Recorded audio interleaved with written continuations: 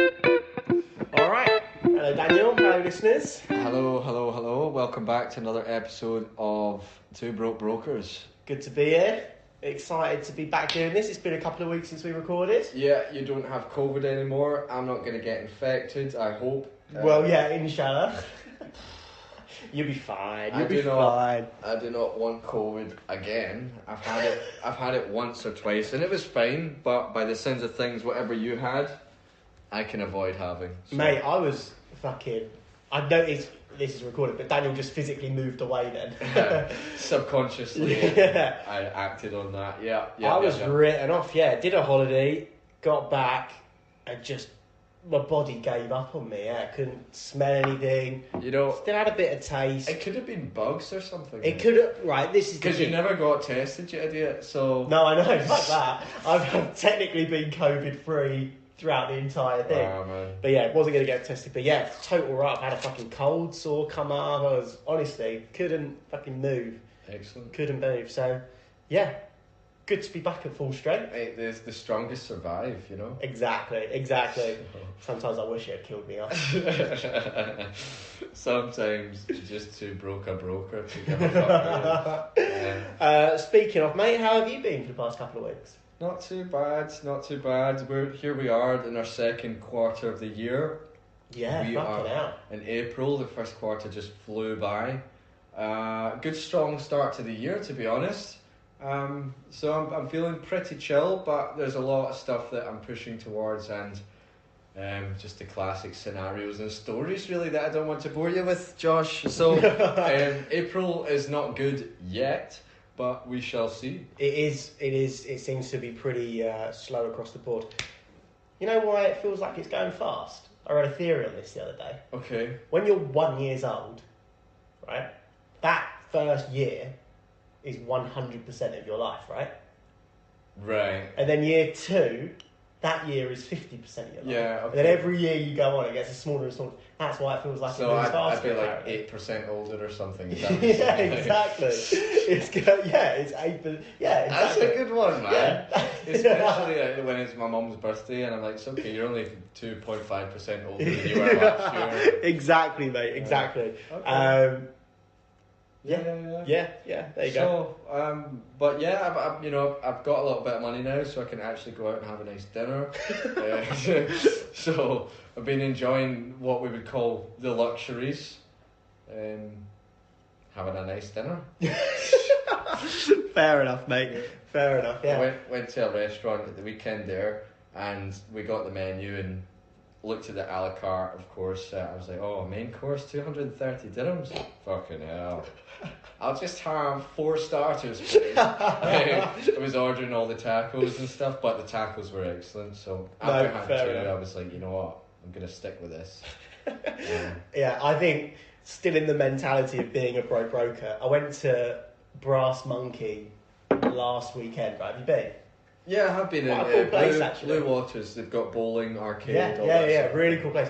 But anyway, I went with Laura, we were going through the menu, and there was lobster mac and cheese, right? Alright. And I fucking hell, look at the price of that. It was like 135 dirhams for lobster mac and cheese. And I think Laura's now playing up on it. She goes, that's what I want. I went, oh, fuck. She was like, no, I'm being deadly serious, that's what I want. I was like, really? And she was like, no, I'm only joking, I don't really want it. Yeah, but okay. I ended up fucking ordering it for her, because then I felt guilty that I'd brought up the price and I was feeling a bit emasculated. It was not worth 150 dirhams, whatever it was, for lobster mac and cheese. Fuck off. When it comes to lobster, not that I really know, but when it comes to lobster, if you're mixing it in with pastas or other types of things, you're better off with crab, because one, you can taste it a little bit more, and 2, it's the same texture. It's similar, and it gets mixed in. If you're gonna have lobster, I would say just get that thing fucking grilled in a bit of butter. Exactly. You know, mate. I went to a function, not a function. My pal's girlfriend works with promoting and marketing and things, and she got us a really good deal on this. In fact, it was half price for one of these really new places that opened up in the Palm. Fucking high end, mate. Okay. Like, seriously, food everywhere, mountains of seafood, like on ice and things, and And I was like, right, okay, I wonder if they've got lobster. Obviously they had lobster. I was like, I've never had lobster before, right? What? I've never had it. And the lobster that they had was like this grilled. It was grilled, like half a tail, and then they put cheese on it, and then they grill it again and stuff. And it was nice, but it's almost like they chopped the lobster up until it was like shredded, and then put it back in the lobster tail. And I was like, all I can taste is cream and seafood and stuff. Yeah, and I'm like, I know what you mean. God, I'm like, bruh, can you not? She said, have you got any feedback for us? I said, well, could have just done a normal lobster, you know. But either way, mate, I was going nuts. I went to Maine with Laura once on JBR, and she was feeling sick as anything, but she was like, no, I really fancy some seafood. So I was like, alright, fuck it, we'll go to Maine. And we got the sharing platter of seafood. It's got like lobster, mussels, scallops, prawns, all this sort of shit. She took one mouthful of the scallop. She went, I can't eat it. And she just ate the bread. Again, knowing me, I'm not going to let a sharing platter go to waste. I've already ordered it. I had to do the entire fucking thing, man. I was sick for about 3 days afterwards. It was ridiculous. It's like a 500 dirham sharing platter, and I was like, no, I've got to power through. Bearing in mind you've just been on holiday, right? Yeah. Now, when you're on holiday, all you do is go out for dinner. Yeah. So I'm just imagining if this scenario happened maybe once or twice, that if you got back, there's a reason you were sick for how many days. Perhaps you just ate too much of the things that Laura seems to have avoided. In which case, maybe you have someone to learn from. I don't know. Well, we tried this one dish called like chicken bazaar or something like that. I can't remember the name. But it was like chicken soup and cheese. I love cheese. I love chicken soup. Perfect, right? Right. And it was the most bizarre thing. It came out with one bowl of this like thick cheese and potato like mix, and then another bowl of chicken soup. I was like, what the fuck do I do with this? And he's like, you take a spoonful of the chicken of the cheese, and then you dunk it in and grab a piece of chicken, and then you eat it. Okay, that's fair enough. I suppose people have cheese on curries. It's not for me personally, but you could get like a paneer curry. Which what is are you saying? Like they mashed in cheese with bread into like with a dough potato, ball. I think. All right. Sort of like a mash. like a melted dough, like a mash, a Right. mash. And then you're supposed to dunk it in the chicken, but the chicken soup was cold. What? It was like supposed to be cold. That's how they serve it. It was fucking disgusting. Are you sure you didn't have a bad waiter? It's just like, it's supposed to be like that. When you get a pint of Stella over here and they're like, oh, it's supposed to be flat, and you're like, fuck off. True. I've accepted that, mate. I've accepted the pints over here for some reason just seem to be a little bit flat. It absolutely could have been that, but if it was, then the waiter absolutely sold it to me. He was like, "No, you're supposed to do it like this, and then you don't do this, and then you do supposed to be looking. I was sold on it, yeah. I know. Yeah. Anyway, mate, I remember in a previous podcast we went on about those two broker girls and how. You slagged them off. Yeah, all they had to talk about for the first 15 minutes of their podcast was, their personal lives. So let's take this a move on, right? We'll jump into the news. Insert sound effect here. Ding. So in the news, I saw something interesting about Dubai. Go on. And we're going to talk more about this later because I've got a lot to say on this topic about fucking capitalism and how much I fucking hate it at the minute. But it was the number plate number 7 just sold. Just the number plate 7. Okay. How much do you reckon it sold for? Bro, I don't even want to Google. Do you want me to Google this? I sent it to you, but I've forgotten it, so I need you to. But if I'm going to take a guess, you have already seen this in the message I sent. I think. I didn't see it. $15 million. $15 million, mate. Just for the number plate 7. Dollars. Is that not insane? Who sells number plates? RTA, I think. So they are generally they're profiting off of. They must be. What are they doing with this money? I want to know because I'm definitely not fixing the fucking roads. It's got to be RTA, right? Where else do you buy number plates from? Well, I can't wait to see what they spend that on. Mate, $15 million on a fucking number plate that's 7. Who gives a fuck about the number 7? Listen, man, it does show a level of statue over here and everywhere, to be honest. It is bullshit. Like, I know you get personalised. It's a bit better than 8008135. What's that? Boobs. Boobies. Booby. Do you know what I mean? So it's a bit better than that, right? That's nonsense, though, isn't it? $15 million. If you can spend $15 million on a number plate, what the fuck? How do you get to that point? You know what I'll give you? I don't know if this is appropriate, but my first car, I kid you not, cross my heart, my license plate was BJ69 8Z something. I'm not even joking. And when I saw it, I was like, damn. I'll take it. Yeah, 600 quid for a Ford Fiesta Z-Tech 2006. I will take it. I love that. I had a number plate that was G4Y at one point, and I didn't pick up on it, and then my granddad called me out on it. Oh, gay. Yeah, well, it was something like that. Unlucky, man. Yeah, bad, isn't it? Yeah. Well, it depends how you look at things. Anyway. Yeah, that's how.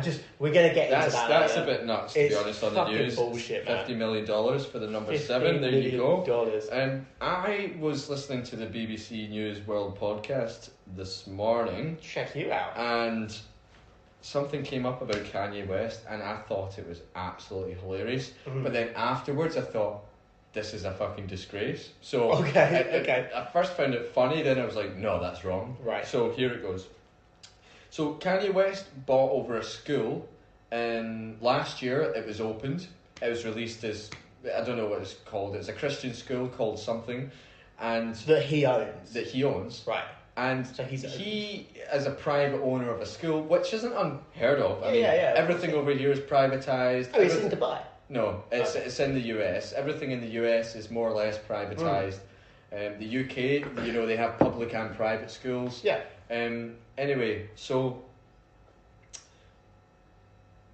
2 teachers are trying to sue him. Right. Now, okay. For 3 main reasons, which I remembered, and it ultimately concludes as this place is bloody ridiculous, right? So, number 1, uniforms. I'll start low. Uniforms are all black, everything black. You're not allowed to wear Nike or Adidas. Is something that they highlighted. No brands, I guess. That's what they were trying to say. Or is that because Nike or Adidas just pulled his brand? No. I mean, like, the guy is sponsored, he does the Yeezys, right? But that got stopped recently. So I wonder if that's the reason why he said no. Well, I think that he probably updates it all the time. Right. The second one was that the students are only allowed to eat sushi. What? At lunchtime. Wait a second. They're not allowed to bring in lunch. They're not allowed to bring in their own food. Right. And do they have to pay for the sushi? I imagine that it could be either or. Right. Because if they don't have to pay for it, then that's actually quite cool. Because they just don't have lunch. There's something about seafood and fish that fuels the brain. That's like a scientific study. It's brain food, yeah. But imagine saying to people in the school that all you can eat is sushi. Whilst you're at school. Kids. I'm sort of on Kanye's side so far. Kids? Yeah. Mate. Are you fuck off? No, I'm going to play devil's advocate.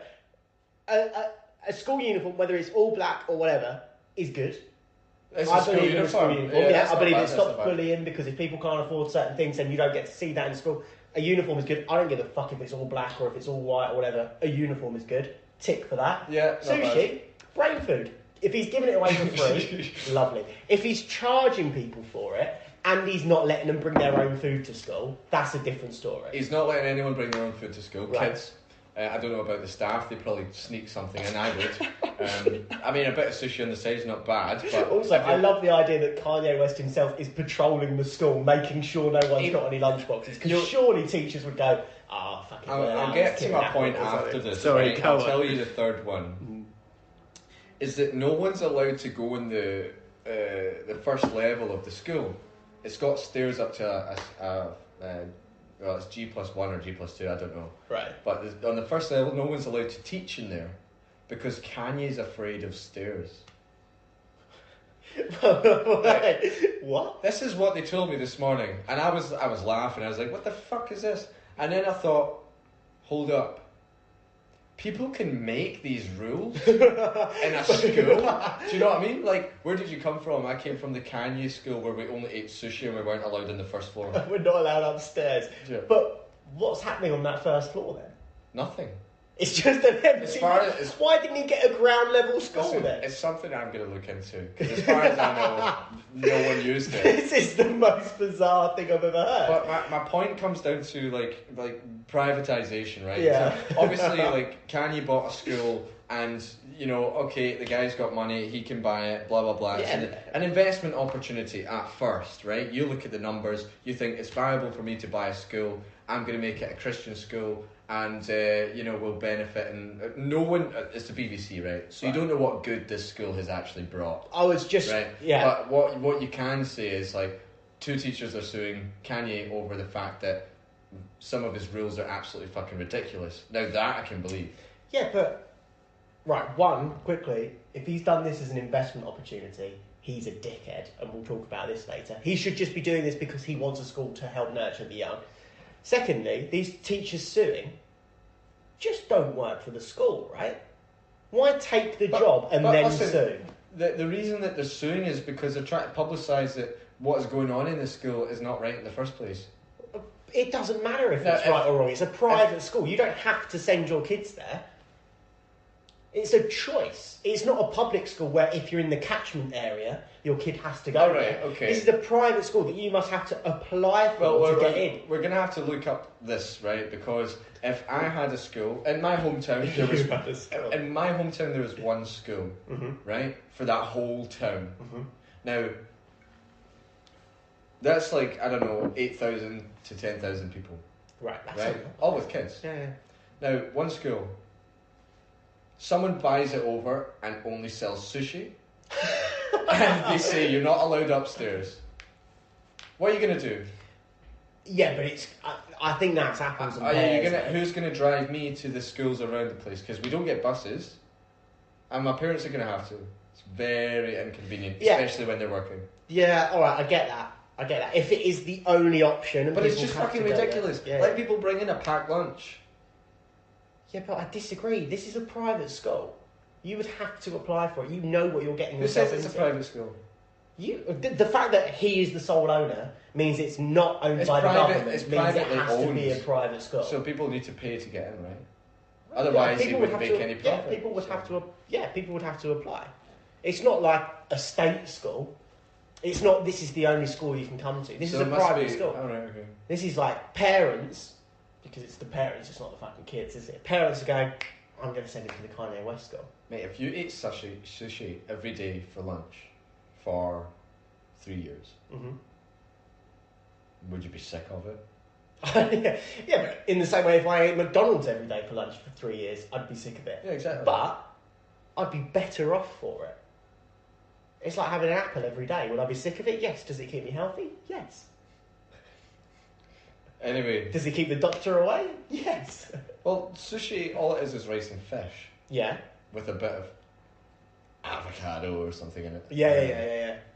Pickle. Anyway, we won't get into it yet, but I'm just saying that my point of the conversation is that it is a bit nuts that people can it's crazy own something as big as a school, and it's, you know, when you've got all this responsibility and then put on these weird ass legislations. It's crazy.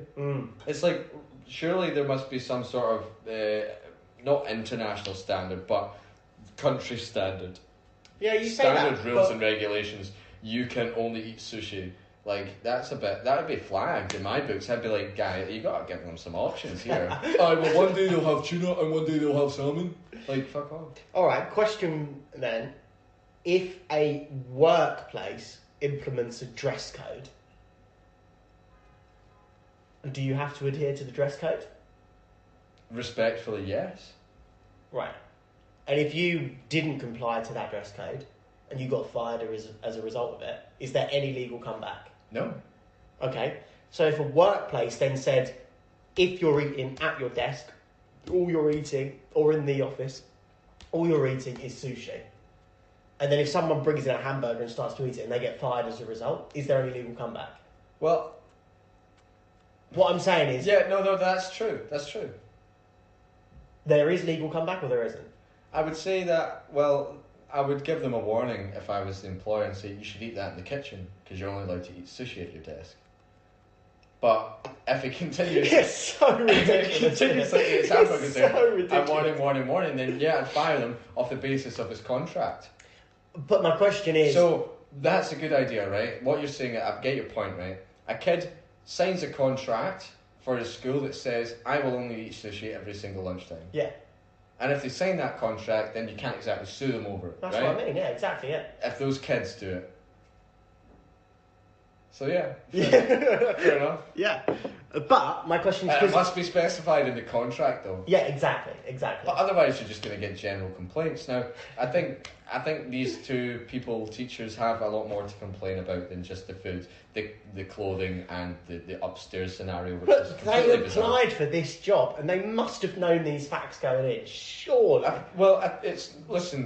I'll listen to the podcast about Kanye again. It was only like 2 minutes long, but I reckon it's probably worth an entertaining read on the article. Let's move on. Send me the link. I like 20 this. minutes. Yeah, we're 20 minutes in and we haven't mentioned anything about real estate yet.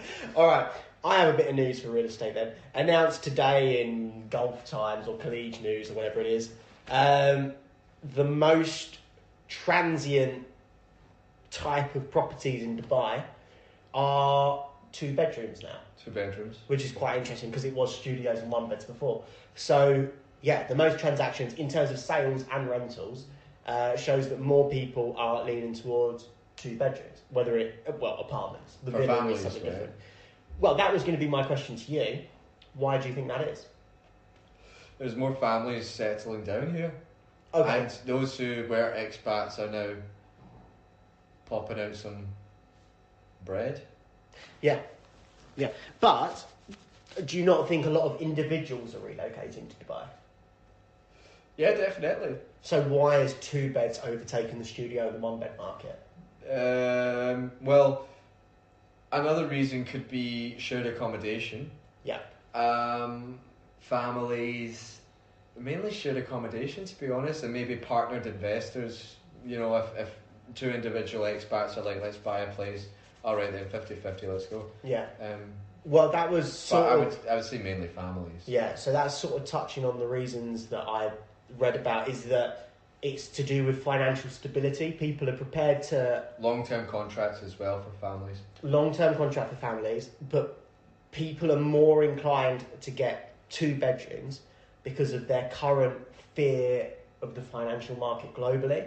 So what they're doing is they're paying a little bit extra upfront for 2 bedrooms, knowing that if they incur financial troubles, either they've got that spare bedroom to rent out and get a second income from, or if their family suffer, they can put their family up. Yeah, that's a That's good the added current level of train security of thought. then. Yeah, that's for the sure. current train of thought from what I've been reading up on, which I find fascinating. Like, we don't really feel the recession. The recession. You're such a twat. Yeah, we don't really feel the recession out here too much. Things are... The market for real estate is still booming. Prices tend to still be quite low if you look at petrol. Now, even if you look at alcohol is really cheap at the minute. Cigarettes are obviously cheaper than anything. Alcohol's the exact same in the pubs. No, this is... How much do you reckon 24 bottles cost? 100 dirhams. 115. But 3, 4, 5, 6 months ago, this was like a 250 dirham box of beers. But anyway, my point is... That's true, actually, yeah. At the minute, we don't seem to be too affected by it, but people are saying it's coming. There's going to be a Ukraine offensive, and then obviously Russia is probably going to retaliate against that, which means there's going to be more disruption in Europe, so we're going to see more people relocating here because this is very much a safe haven. UK is still happening, yeah. Yeah, UK is obviously in turmoil. America's not seeing a particularly good time. Where do people in the world go? They're going to flock to Dubai, right? I'm going to say that you would say it's a seller's market right now, would you? Because the prices are high. But I don't get the sales buyer's market. Right, the demand to purchase property is high. Yes. Right? Which means, effectively, it's a seller's market. right? Yeah. But I wouldn't even say that as it is and it isn't. Like it is in a case where like you could sell at a really good price right now, but you could also lease it and whatever. Anyway, maybe it's just a seller's market. If we break into it really in depth, which we probably should do because we're a real estate podcast, but we're also twats, so we won't do it because we don't really understand. We're still not at high levels. If you look at the graph from like 2003 to now, it peaked in 2008 and then there was the crash. It then peaked in 2013 and there was a slight crash. It then peaked in about 2018, 2019, which is when the COVID crash happened. And we are now sort of at the level just before COVID happened. So prices are still considerably lower than long-term people have seen out here. Yeah, it is. Yeah, true. But if you're flipping a property, if you bought a property within the past 2 years, let's say, maybe 3 or 4 years, then this is the highest the market's ever been. Can I say something? Yeah, probably. Today I saw an article, and you know when you're scrolling on LinkedIn, you just see numbers. And I saw that Russia has really influenced the market over here. They've bought a lot of property, Russians. Yep. Now, this is a place where they can put their money. Fact. They need to move their money because it's not doing anything in their own country right now. Yeah. Now, they've been driving up the prices because there's so many of them. Yeah. If they keep buying, then the price is going to keep going up. Exactly. Now, can I say something? Now you're talking about a prominent crash that may or may not happen in the near to distant future. I didn't mention that, but yes, you can say it might or might not, whatever. But when this Ukraine and Russian war, and to be honest, let's face it, West and East war is over, if it is ever over completely, but when the war stops and people start rebuilding their infrastructure in, say, Russia, the Russians have put their money elsewhere, right? Yeah. It's in Dubai. Now they want to bring the money back to their own country because they want to, regain what they might have lost. Start things up. Now that it's at a low there, they can buy in a low and expect returns in their own country, right? So Russia's going to have that own increase, and it's going to have an influx from that time, that's right? A good point, actually, so as a Russian who has property over here, they're going to sell it if they can and take that money over there where they can make more from buying low and selling from high later on down the line. Now, if that many Russian buyers are over here and it's driving the property market up over here, then if, say, 50% of them start selling, then that's going to have an effect on the market as well, right? You can see that happening. Yeah. Especially the people with the big money who are buying because they want to get it out. They need their money to do something. That's what the rich do. They move absolutely. their money to places where it can do something without them having to do fucking anything. Yeah. So that's a good point. Yeah. So then there'll be another. There'll be a downturn because it'll be after that it'll be a buyer's market again, or should I say?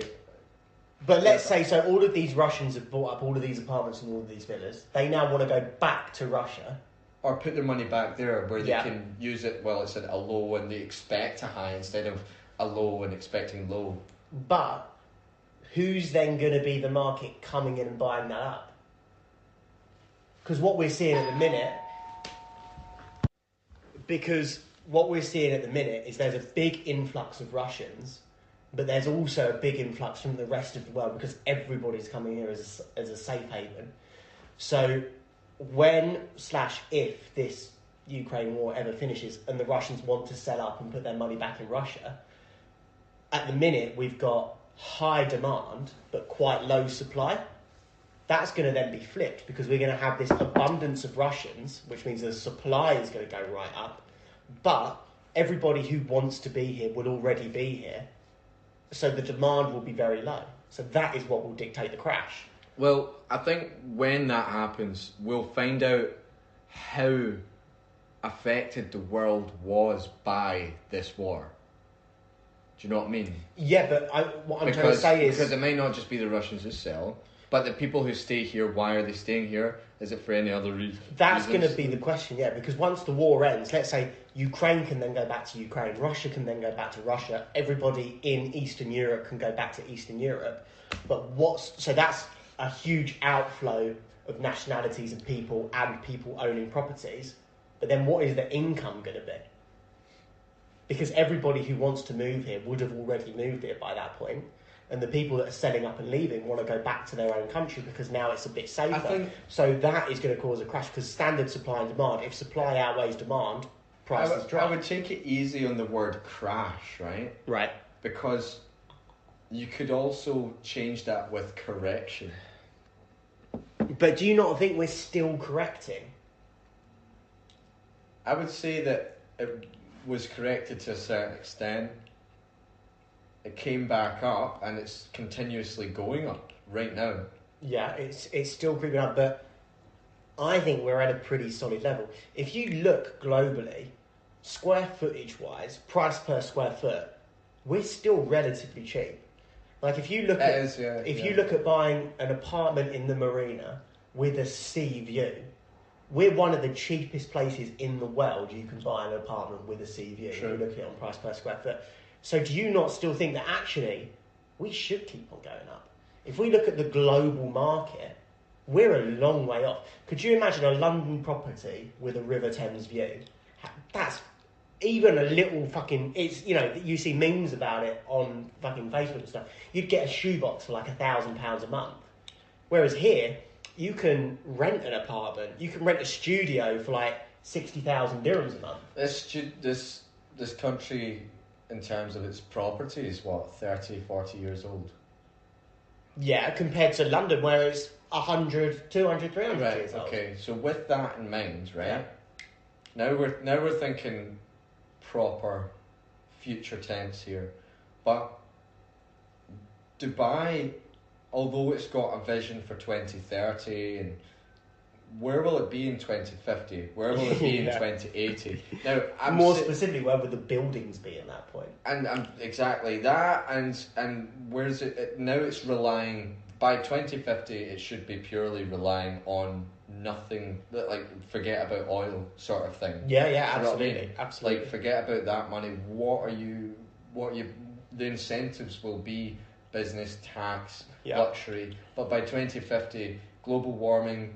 It's a fact, it's happening. Yeah. What will the temperature be like over then? At that point in time, will people be able to stand living in Dubai at this time? How will the older buildings deal with that? Will they all start bursting into flames and shit like that? I mean, what if we're hitting peaks of 60 degrees Fahrenheit, 60 degrees Celsius in summertime during these periods in 2050? In which case, do you know what I mean? Like buildings could cars could be melting, reflections from windows, blah blah blah. The only thing I would say on that, and I just like this little fact. This is a nothing conversation because nobody knows anything. The theory is that the hotter the world gets, the quicker the ice caps melt, and once the ice caps melt, like the North Pole and the South Pole, that then cools the oceans, which means technically, the hotter the planet gets, the colder the Earth gets. So Britain, Canada, everything north will freeze, and we will significantly drop in temperature as well because the waters will become colder, which will then in turn cool the air. So global warming will actually freeze the Earth. But it will also. What about the atmosphere and stuff? Because I mean, I'm not that scientific. No, nor am I. That's just one theory. When it comes to the atmosphere, if that gets thicker and it becomes, there's a reason they call it greenhouse gas, right? Mm-hmm. The water might be colder, the earth might be colder underneath and on the surface, but the heat's coming through and it's getting trapped. I don't know is the answer. That's just the one fun fact I have about global warming. Talk to David Attenborough. Talk to Bill Nye the Science Guy.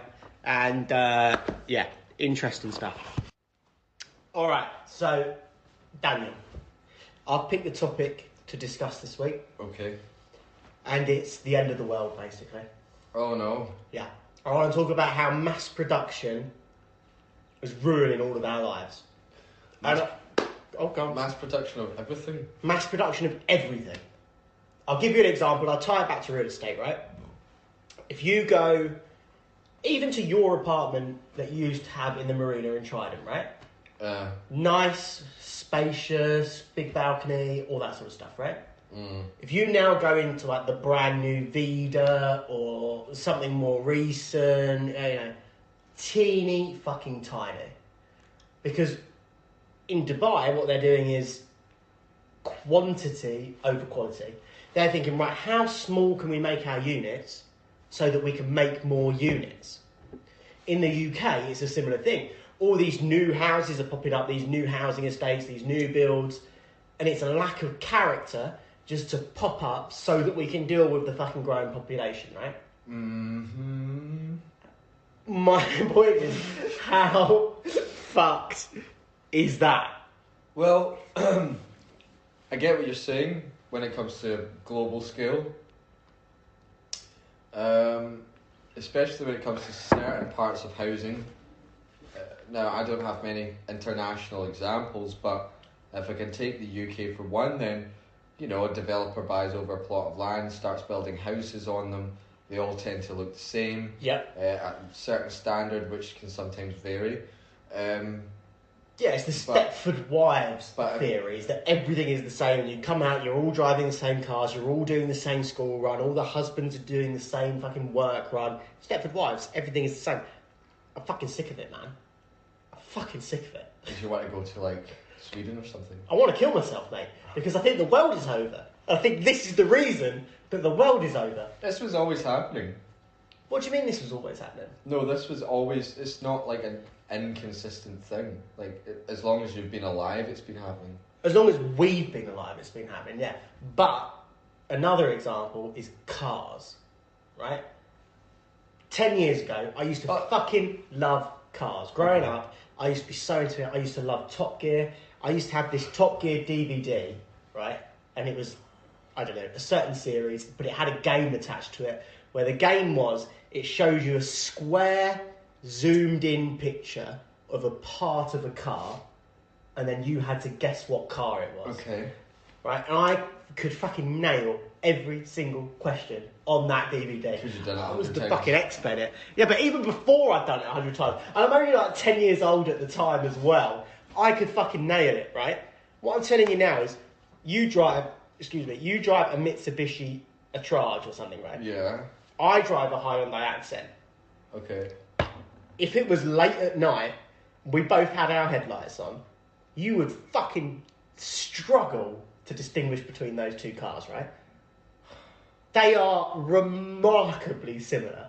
I know they've got some distinguishing factors, but they are incredibly similar cars. It's the same with every single car that is produced today. No distinguishing factors. If you buy an SUV, you can go for an Audi, a Mercedes, a Jaguar, a Land Rover, a Lamborghini, a Ferrari, an Aston Martin. They all look the fucking same from the outside. They genuinely really do. You're passionate about cars, right? I used to be, not anymore, because they all look the same. But they drive different. They drive different. They look and feel different. Not questioning that in the slightest. My point is... What do you want? That they're now mass-produced to the point where they all look the fucking same. And it's the same with houses. We're mass-producing because it all looks the fucking same. It's the same with fashion, right? We talk about this all the fucking time. We're both skin. I don't like spending money where I don't have to, right? So I don't go out and I don't buy fancy brands and all this sort of stuff. But you go into H&M or River Island or fucking Brands for Less is the fucking worst one of them all. You just see 100 clothes of these awful fucking t-shirts and jeans and trainers that they last you about 3 fucking wears and they cost you 100 dirhams. Where do they go? Well, they go in the landfill, which then destroys the fucking planet. That's not even the worst thing. We're the idiots that buy it. You don't want to know how much stock is left in the shops that people don't buy that goes into landfill. Because they're like, right, we've got these new jeans that cost 20 dirhams to make and we can sell them for 50 dirhams. That'll be the cheapest jean on the market and everyone will buy it. Let's make 100,000 and then only 10,000 get bought. That 90,000 is just gone into a hole in the ground somewhere out there. And it's fucking being burned and it's not decomposing and it's ruining the environment and all this sort of stuff. But it's happening everywhere, man. It's happening with cars, it's happening with properties, it's happening with clothes, it's happening with fucking food. TVs, food. Oh, mate, don't even get me fucking started. We've ordered a discount KFC tonight, right? How did that get to our door? Guy drove it here. On a bike, using CO2, killing the environment. This is what? Polystyrene? That's actually cardboard. This actually is. I know you. This actually, I've just read it. Plant-based, compostable. We got lucky tonight. We did get lucky tonight, and it's come in a paper bag. But in 95% of cases, it would have been non-recyclable shit. Yeah, exactly, and it's fucked, man. I am aware of this, and I still don't do enough. I don't recycle anything. How can you? What? That's my point, man. That's my point. Why are people not doing this? Right, can I say a few things? Yeah, sorry, mate. Yeah. So, I've still got more to say, by the way. Oh, I'm sure you do. Right, for the cars, mass production, part of their business models usually follow from Toyotas, which tends to be like, this really efficient way of manufacturing cars. Yeah. So, but most car companies have their own methods of production and manufacturing. I would say all cars are different in their own way.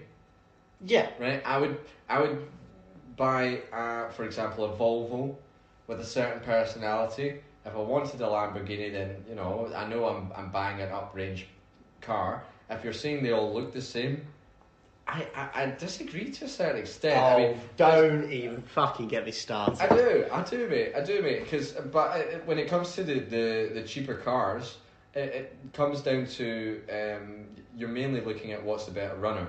So you're focusing on the engine, you're focusing on the manufacturer. For example, I picked Mitsubishi because I know the fuckers are good when it comes to low budget cars. Don't even give me that shit. You picked your Mitsubishi because it was the cheapest one. I did. Don't even but give I also me know it's a that good runner. shit, No, man. the same as a Nissan Sunny. Like, those things are pretty cheap, man. But they will get you from A to B 1,000,000 times over without a problem. But a Range Rover might give you a few problems. But this is my point. A Nissan Sunny and a Mitsubishi look the fucking same. And, right, I can't guarantee I think this. you should look at evolution, right? Because the evolution of cars, the evolution of fashion, this is my second point. Now, you say in fashion shops they all look the same for shit t-shirts and whatever. Right, okay, jump to your fucking vintage shops then, mate. But what I'm trying to say is fashion changes decades over decades, right? Oh, yeah, but this is... you're going to have to deal with the same consistently until it's not the same as it was 10, 20 years ago. No. No, I disagree with you entirely. One, let's go back to the cars. A Nissan Sunny and a Let me retaliate to your points, please. A Nissan Sunny and a Mitsubishi look exactly the same. No, they don't. And mate, don't even get me fucking started. They don't. They're pretty much identical. They're not. I'm going to put this as the thumbnail for this episode. A Mitsubishi, whatever your car is, a Charge, a Hyundai Accent, and a Nissan Sunny. They're pretty much fucking identical. They're very different.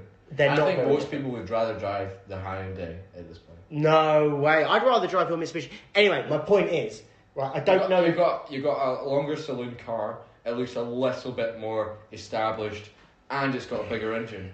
Most people would buy that Hyundai. What's your engine size? I don't fucking know. 1.2. Alright. My own's 1.6, but it's by the by. Exactly. So I don't know specifically for this, but I know recently the BMW Z4 and the Mazda MX-5, right? Both two-seater convertible sports cars.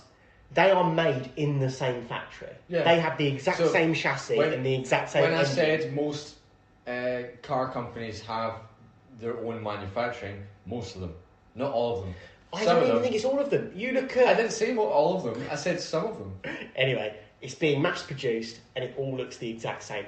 Fashion, yes, you can go to a vintage shop and you should go to vintage shops because that will save the world. But most people don't. They go for these cheaper shops. And your point about fashion changes to, one, what is affordable, and two, what is being worn by the majority, because people follow crowds and people follow trends, right? And the trends are set by what the majority of people are wearing. And the majority of people wear, because we're in a financial crisis, what is affordable. What is the most affordable stuff? It's the most mass-produced stuff. It's the things that are being made in workshops and that are being thrown into these landfills. So how we're seeing the fashion trends change. So if you want to call out the companies then, would you say affordable clothing shops that have some influence? For example, H&M. Yeah.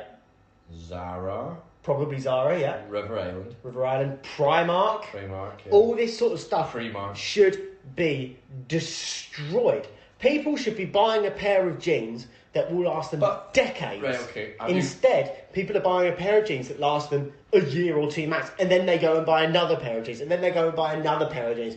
That's nonsense. If you look back 50 years ago... So buy quality stuff. Buy quality stuff, yeah, but people don't anymore because there are Primarks. Because you just explained that there's a financial crisis. And if I want to spend £120 on a pair of jeans, maybe I'll go to Levi's, or if I want to go to Diesel or something and splash out 300, then there we go.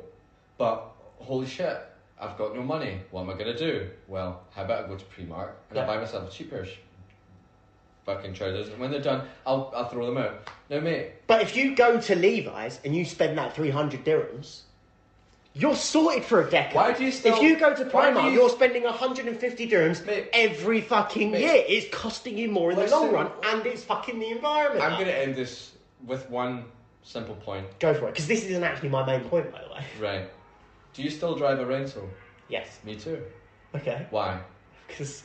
I can't afford a down payment. Can't afford a down payment. So fuck off! No, but you're right, I don't feel good about it. No, I want to be very clear. I am also that dickhead that will go to Primark and buy the 120 because, but my point is... make a terrible point. My point is, society needs to fucking change. Right, that's talking about the environment. How do you get quality goods for less money? You can't. Exactly. You can't.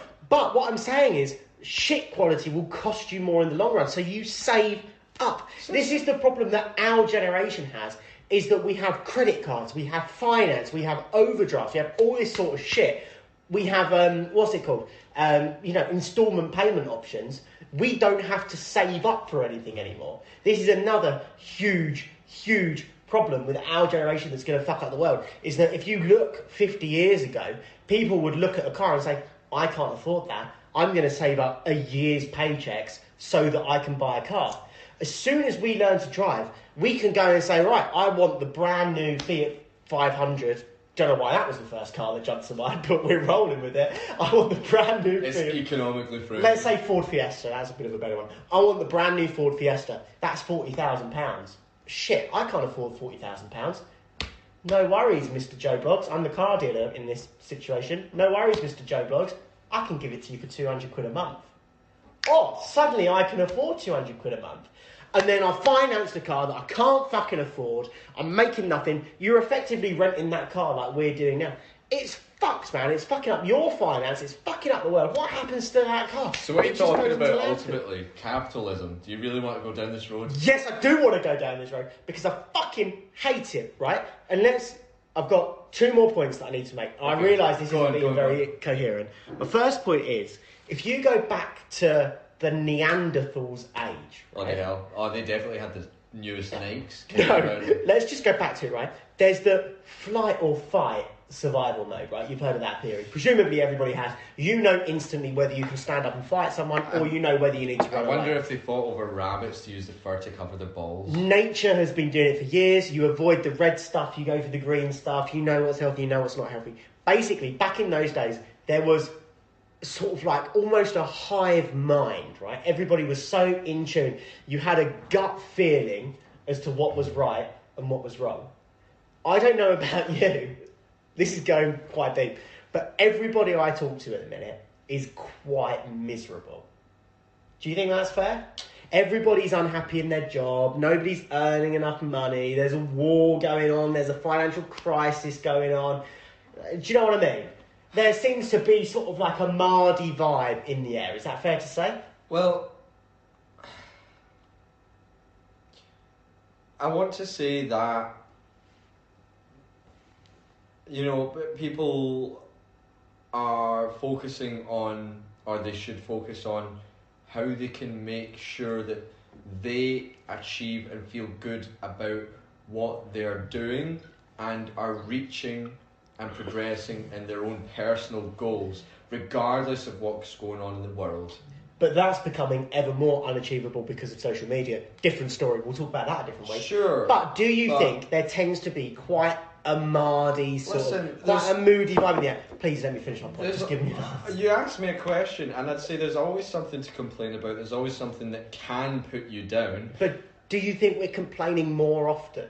Do you think... Mate, I was born in fucking Scotland. I complain all the fucking time. But I'll tell you something, like, there's ways and means of building a positive mentality. Now, obviously, I'm not in the midst of the Ukraine-Russian war, for example. Like, I can't just say be positive, do you know what I mean? I'm not getting shells thrown at me and my family blowing up. Like, serious, real talk.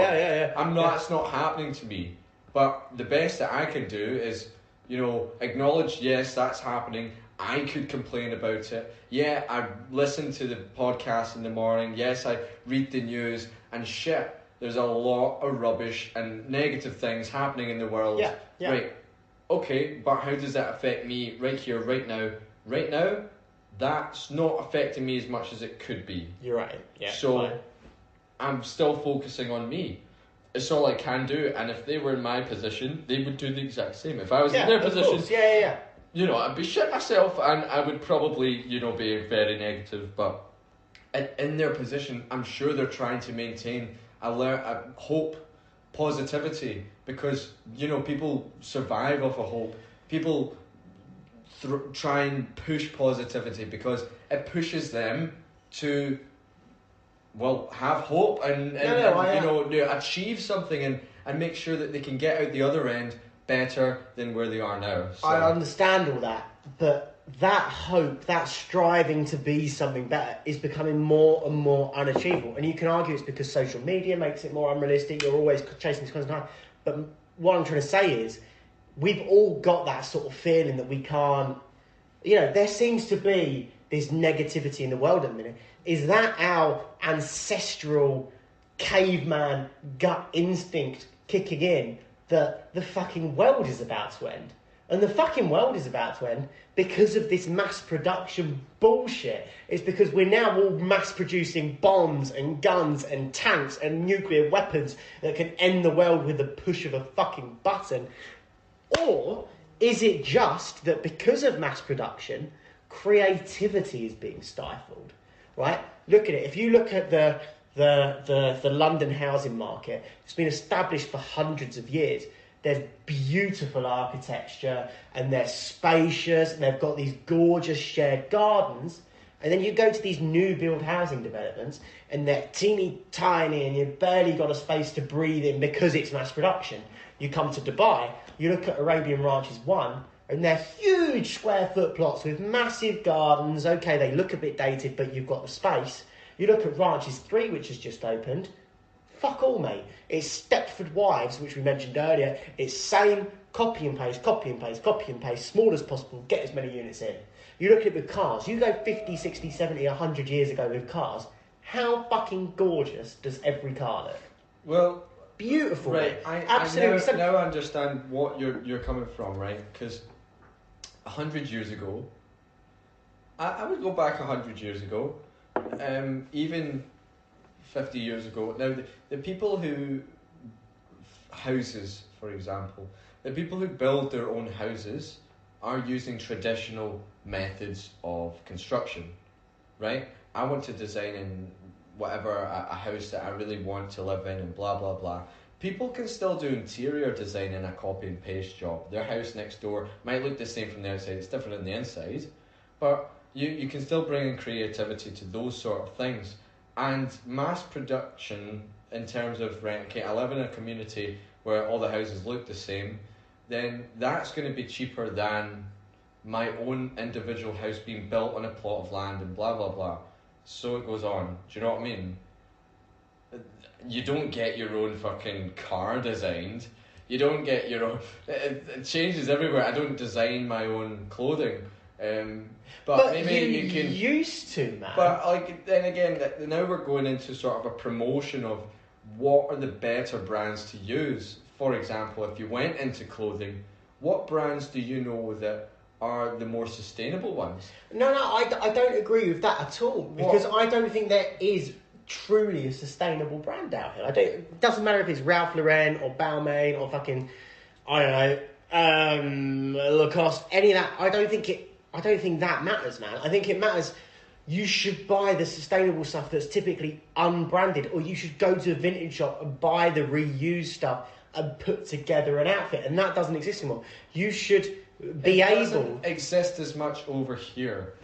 Anywhere, man. Come on, don't give me that shit. In the UK, there's just as much emphasis on brands. In the US, there's just as much emphasis on brands. Yeah, there may be influence in whatever in brands, but you've got shops like TK Maxx, for example. I'm not justifying it, yeah? But TK Maxx, I used to shop in there. I like TK Maxx, yeah. TK Maxx is a good shop because it's all repurposed stuff. And vintage is only vintage when it's fucking vintage. Yeah. You know what I mean? No, I get that. But not enough people go to the TK Maxxes. People go to the Primarks. So people should do more. You're saying companies should do supply and demand more, mark up their prices a bit more because they don't get the discounts from mass production, which they would get if they didn't. So, no, mate, I'm saying we've gone too far and we're all gonna fucking die. I'm saying there's no going back. The world is overpopulated now. People need houses. We have to mass produce houses. That's a fact. There's no way about it. How else can you do that? That's what I'm saying, man. We're too far gone. The world is gonna fucking end. There's no two ways about it. People need cars. We can't all go out and buy the Jaguar E-types that are handcrafted. We have to buy the mass-produced shit. People can't go out and fucking spend 500 dirhams on a pair of jeans. They have to get the affordable shit. The fucking world is ending, man. We're too far gone. We're too overpopulated. We're mass producing everything. We're killing the fucking planet. And it's all fucking capitalism's fault. Because we're all in shit jobs, right? Earning shit money. I enjoy my job. No, man. You fucking don't. I do. You earn it now. You enjoy it now because you're earning money. But all we're doing is earning... That's not true. All we're doing is trying to earn as much money as we can to buy shit that we don't really care about. Nobody really fucking cares whether they're driving the fucking BMW 1 Series, which looks exactly the same as the Mercedes A-Class, which looks exactly the same as the Audi A1. Nobody really gives a fuck. Nobody really gives a fuck on their 2-week fucking holiday in Benidorm or whatever it is. I do. No, you fucking don't, I would man. like holidays. What do you spend your money on that you truly fucking enjoy doing? Truly. Drinking doesn't fucking count because that is an escape from reality. Fucking... what do you spend your money on that you truly fucking enjoy doing? I like going on holiday. You know, seeing different places. When was the last time you were on holiday? I went home for Christmas. When was the last time you were on holiday? Mate, it must have been like 3 years ago. So, what do you spend your money on that you enjoy doing? Or are you currently saving your money up so that you can buy a car or buy a house or do something? Because that is what we are told as a society we should be doing. Well, listen, like, you know, a lot of the goals for a lot of people are to achieve a financial freedom, right? Right. And with that comes, right, okay, now the benefits of the job that I'm in, for example, is that the salary is uncapped. Yeah. Now, that means I can get towards my goals of financial freedom quicker or slower. Now, that would be based on what I do with the money that I make. Now, if I was in a salary job, I could be investing it piece by piece, saving it up, you know, putting it away into a place that makes more money, doing a side hustle, things like that. People have become more aware that they can start startups, and it's actually so much easier nowadays than it was previously to do startups. Now, previously, if you date back 50 years, you could make, you know, pocket over fist and you know, you wouldn't get taxed, you wouldn't do any of this. Now, this generation, although it can be easier to do side hustles, there's a fucking load of ideas out there that you can start, but it's pretty hard to get started. That's the first obstacle. Okay. If I was to say one thing that I saw today, I don't know how much I've been reading, but it crossed me. there's a 30 under 30 thing. I think it's about millionaires who make a certain amount of money under 30 and blah blah blah. Like Forbes list or something. Apparently a lot of them have been doing shortcuts and now they're seeing jail time. Apparently that's a generational thing, but when I saw a generation thing, I was like, fuck right off, mate. You see that many crooks who are making loads of money? It's like, but at the same time, our generation are exposed to get things quick. Take shortcuts and all this sort of thing. So naturally for the generation, I mean, me and you are actually different generations, and we're only 1 or 2 years. Technically. We're talking about people born in the 90s onwards, right? Or 80s onwards. You've been brought up in a society that says there's so much shit going on, you better get it done quick, right? Well, does that not just make the lot of us a little bit more impatient? Right.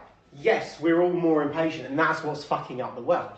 But when I asked it's not what's fucking up the world. That is what's fucking up the world. Our world was built on the generations before us, and those generations are still in power. So, fair point. But those generations are still money driven, right? So when I asked you what are you doing with the money that you're earning, you basically said you're using that for financial stability, which means the money you're making, you're reinvesting, whether it's buying a house or starting a side hustle or something like that, right? Which will make you more money. What will you do with that more money? You will reinvest it because that's what society is telling you to do. And it's a never-ending cycle. When do you earn enough money that you do the stuff that you want? You don't. It's a myth. Because as much money as you make... It's not a myth. It is a myth. Because as much money as you make, you pay in taxes, which is all we are told to do as a society. When you were a kid, what subjects did you study at school? Maths, history, art, English, fucking psychology, whatever it might have been. Did you study what you want to do? Did you study what is my passion? See, when you were fucking 12 or whatever, do you know what you want to do? Some people have the what would you say, the happiness of knowing what they wanted to do from the youngest of ages. But I'll tell you something, mate. I didn't know what the fuck I wanted to do. When I was 13, I thought I wanted to be a dentist because it paid more than everyone else who was researching. That's my fucking point, man. No, I didn't know what I wanted to do. And then when I was old enough, I thought I wanted to be a lawyer because it pays more than anything else, right? That's what's fucking wrong with society, is that we are taught from when we start going to school that we need a career that is going to earn us money. We don't do lessons that says, right, Daniel, go and fucking do what you enjoy. And we're going to monitor it, and we're going to then give you lessons based on what you're doing that you enjoy. Instead, we're told, no, you're going to do maths, you're going to do English, you're going to do fucking science, blah, blah, blah, blah, blah, blah, blah, blah, blah, blah, blah. And these are the careers that you should be aspiring for. So we're going to make you think this is what you want to do, but it's not really what you want to do. We're containing your creativity, just like mass production is containing creativity, and then we're fucked as a result of it. Do you think a heart surgeon is creative? Yes. No, I don't. Exactly. I don't. Right, but we fucking need them, yeah? Mate, irrelevant. Of course we need certain jobs, but not everybody needs to do those certain jobs. Who at 12 wants to be a heart surgeon? That takes a lot of dedication, discipline, effort, of course it time. Does, man. Of course if I told a 12-year-old it's going to take him, once he finishes school at 17... It's another 12 years 10, 12 years of fall. Do you think he's going to want to do it when I tell him that? Of course he isn't. He's a bit of a kick up the arse. Now, I'm not saying that the school system is perfect. It's not. Now, I believe there should be certain courses in schools that would help people, gain knowledge of how best they should start their lives. Because when it comes to things like finance, saving up, what you do with your money, investments, entrepreneurship, creativity outside of arts and crafts, that sort of thing, yes, it should be taught more in schools, but it's not. I get your point, it should be. But at the same time, we still need a level of the squares, the people who are being pushed to do, let's face it, a job that is bloody hard, mate. And if you look at mass production, right, like you said, we're dating back. If you wanted to look into the construction labour force, you will see that they've actually got a lack of skilled traders. People who actually have the technical capacity to build, to plumb, and to weld, to, you know, do the old-fashioned style of architecture and construction. Those people who are classed as skilled labour, you know, these are traditions that are more or less dying out. Hence why mass production has been thingweed, and now you could blame that on the society of schools and stuff as well, because when people are in high school nowadays, you know, dropping out isn't really that big an option. Yeah. You know, you'll end up working in a supermarket or something. But back, say, 30, 50 years ago, if you dropped out of school, you'd be jumping into a trade. Yeah. And that is a valuable skill nowadays that is not appreciated enough. But you've totally reinforced my point with what you're saying. I am. Yeah. But, is that if we had more tradesmen, mass production would still be required because of the external factors, but internally you would have enough people that you could go back to, cars are going to be handcrafted, houses are going to be more individually built because we've got the people there, because it's not being done by robots that are being built, which damages the environment even more, and people are out of jobs, and then the economy falters, as well as the fucking sun burning up the planet. You've completely reinforced my point. If school focused less on making doctors and lawyers and dentists and started saying, actually, what are you interested in? Little kids that will sit there and will put Legos together. You could say, okay, those Legos are bricks. Go and be a brick worker. Let's see if that's interesting. I'm not saying that's an exact science, but there's something in that. Do you know what I mean? Oh, this little person is fucking making mousetrap with all the pipes and everything. Maybe they want to be a plumber. Again, I know I'm chatting absolute shit here, but there is less. I get your point, right? Creativity. We're not inspiring kids to do what they want, what their internal passion is. We're forcing a square peg into a round hole and saying, this is what society needs you to be. Okay. Now, they come out of school and they don't know what the fuck they want to do. Now, because school hasn't helped them. You cannot just change a system like that overnight. Agreed. But what I can suggest, if I'm trying to fix a problem here, is that people are counselled over their skills, what they feel passionate about, their past, their history, their mentality, their psychology, and have someone who can say, I can guide you, and I think you would be best suited here. Do you want to listen to my advice? But that doesn't exist now, right? That's your fixed. It's called a life coach.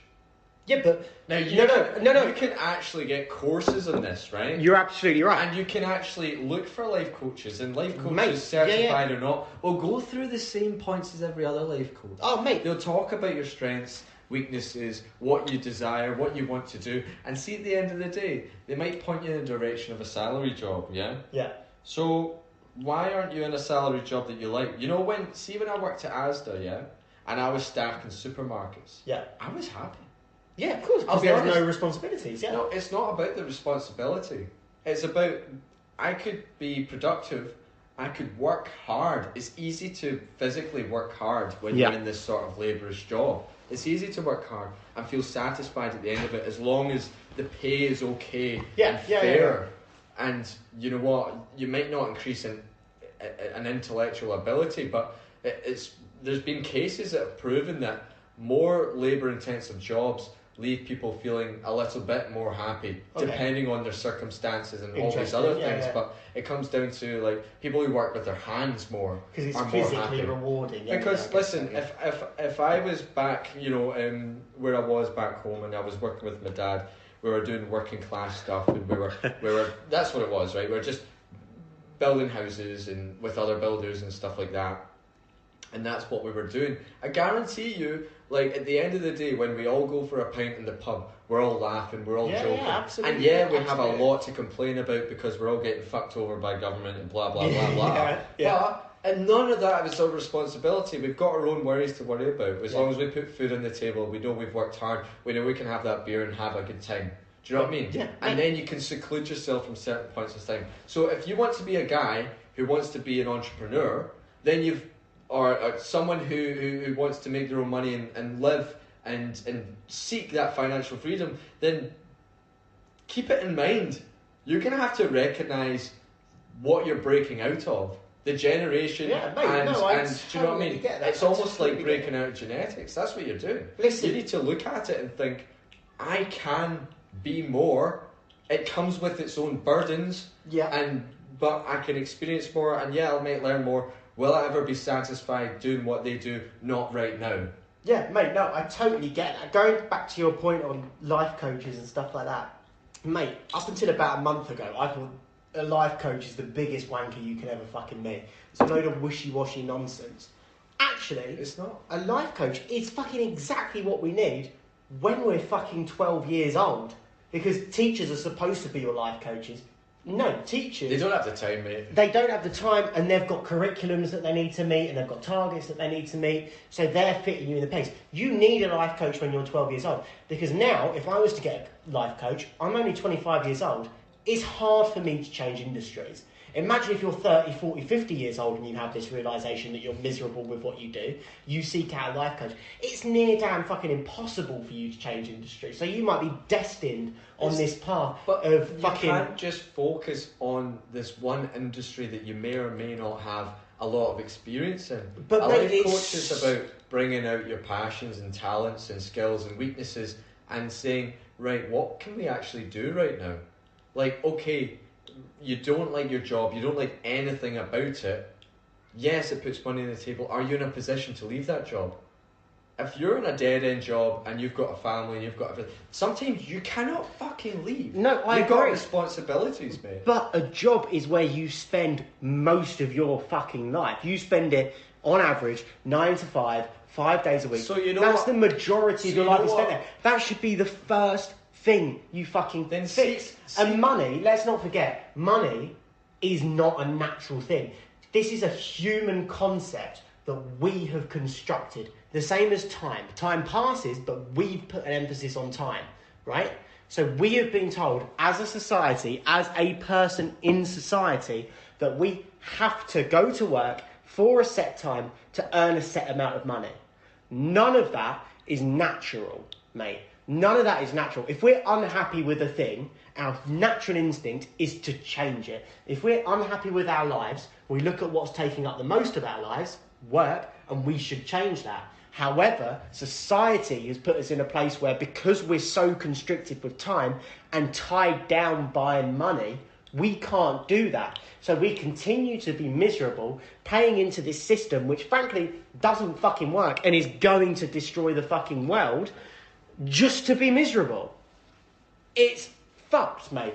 The difference is, me and you, we were working in the UK where we were paying tax out of our fucking asses, being miserable. We decided we were going to get up and move away.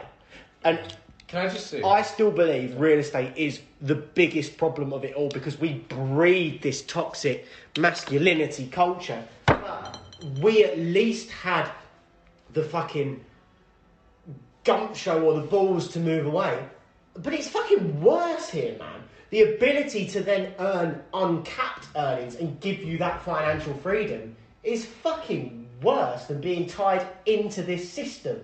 Because then it's this incessant dog-eat-dog, you're in it for yourselves, you'll fucking stab your nan in the back if it'll make you an additional commission. That's the culture that is breeded by this whole commission-only, tax-free society. And it's fucking... It's the world's emphasis on money, which didn't fucking exist 1,000 years ago. And now all of a sudden, everything is constricted by money.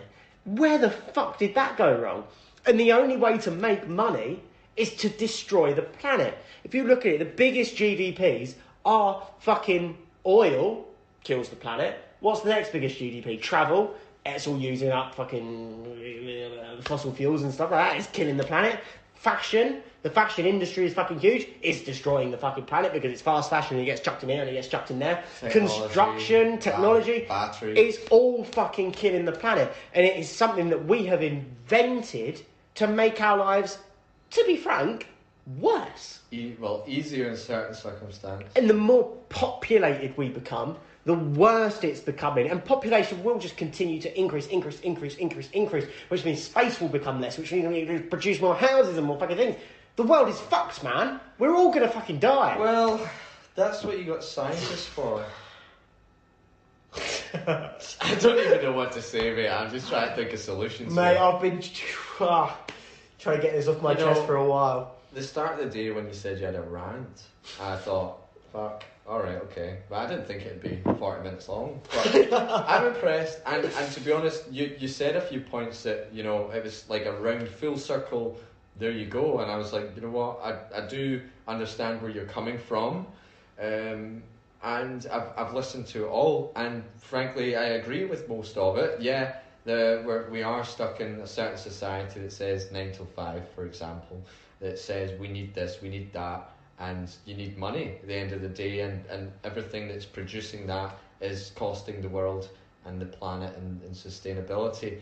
However, on a brighter note, there are, you know, individuals out there who are working to help that. And you know what, if I was really, really tight-arsed about it, then in my own job I could be working as a commercial broker for sustainable companies only. However, I do need to make a living, so I work with everyone because that's what I do. I'm not going to turn you down if you are an oil trader. Because however, that's what we I have to do. I have realised, you know, and I've met a few oil traders before. I've signed them offices, and I thought, you know what, I don't really agree too much with what you're doing, but I know you're making money out of it, and I know I can make money out of you. And that would make me happy because you'll just go somewhere else. Yeah, exactly. So what difference can I really do? If I don't do that, am I contributing in that sort of way? I don't know. You're enabling it, so...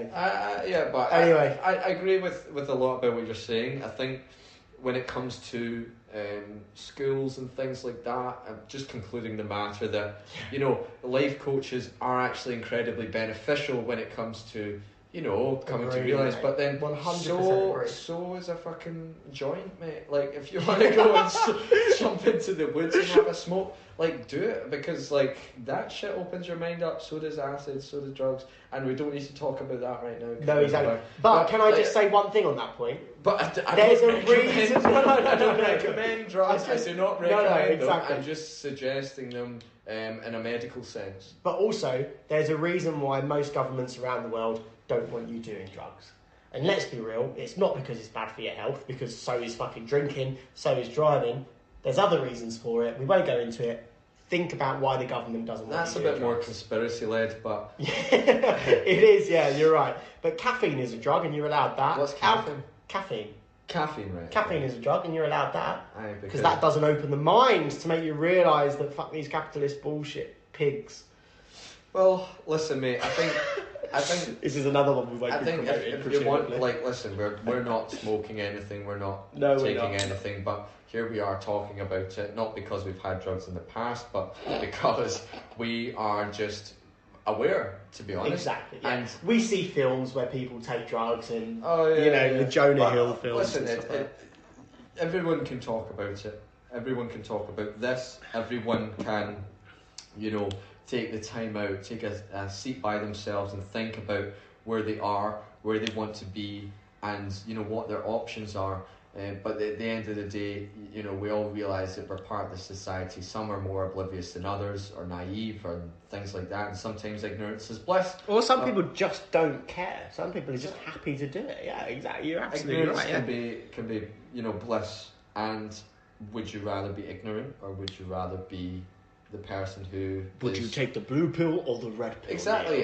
You want to be a conscious being, like, there you go. So deal with it, mate. And yeah, happy days. All right, well, I feel much better having got that off my chest. Sometimes you need to get it off your chest. And yeah, exactly. You know what, like, I want to see some things that are positive, in a sense that, like, if you feel like you're stuck in this route, this I don't know what you were describing, everything that you just said there, then there's always ways and means of achieving things that are, fulfilling to yourself. You can be creative in your own time. You do have more time than you think. You don't need to be stuck to the 9 to 5 routine. You can break out of that pretty easily. See when you get back home and you have your dinner and everything, and you sit down at 7 o'clock at night, 7:30, and your brain's still going. Now you have a choice. You can put on Netflix, or you can do something creative. Mm-hmm. Now, if your brain's still working, and yeah, it's great to sit down, but I can guarantee like 80% of people, as soon as they get home and they're eating their dinner, they put on Netflix, some part of them flickers on and it says, I have a decision to make. I can either keep watching Reels or Netflix or whatever right now, or I could turn it off and I could think of something else to do. But they keep watching. Yeah, of course, man, because that's how it entices you. Now, don't blame Netflix. Don't blame man, Reels. You've got to blame Netflix. What I'm saying to you is that you're the one that's addicted.